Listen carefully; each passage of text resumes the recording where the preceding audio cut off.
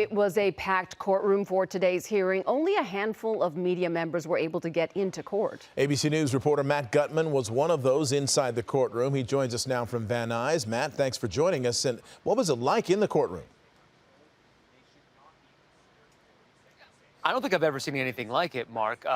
There was showmanship, but also a lot of acrimony. The defense, Mark Garagos, and the prosecution were actively almost shouting at each other. At one point, Garagos said that this was a dog and pony show, to which the DA's office said, hey, that is degrading. And Garagos snapped back, you should be degraded. He was hopping mad in court, angry at two things. Obviously, the first was the flashing of pretty grisly crime scene photos last week during the hearing, and then obviously by the bringing up of the comprehensive risk analysis that DA Hochman did just in the courthouse steps behind me. He felt that that was a conflict of interest, should not have been admitted, and now it's basically opened Pandora's box. So he was very angry, and when it was decided at the end of the day that they didn't exactly know which way this was going to go, and that the judge was essentially going to have to deliberate whether to admit this comprehensive risk analysis done by the board. Garagos came out of the judge's chambers, signaled to the entire family, about 20 people, and his attorneys did this. Everybody walked out en masse at once. I've never seen anything like it. Eventually, he came back and he asked for the court to be pushed until May 9th, until he can try to get DA Hochman removed from the case. But theatrics like I don't think I've ever seen before in court, Mark. Yeah, dramatic.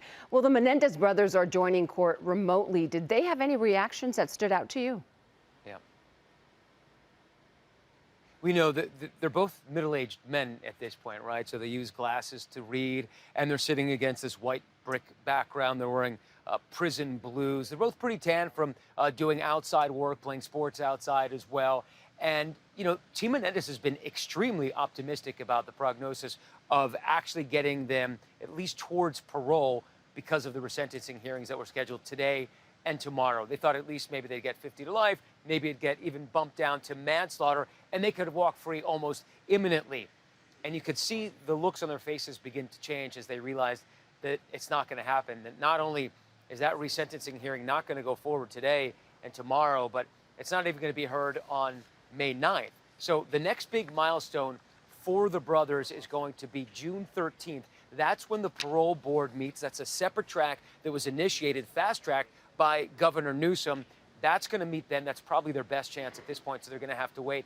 And I think you could tell some of the disappointment on their faces. Obviously, they've suffered many of them over the past 35 years or so, Giovanna. Indeed. All right. All right. Matt Gutman, ABC News reporter, thank you for joining us.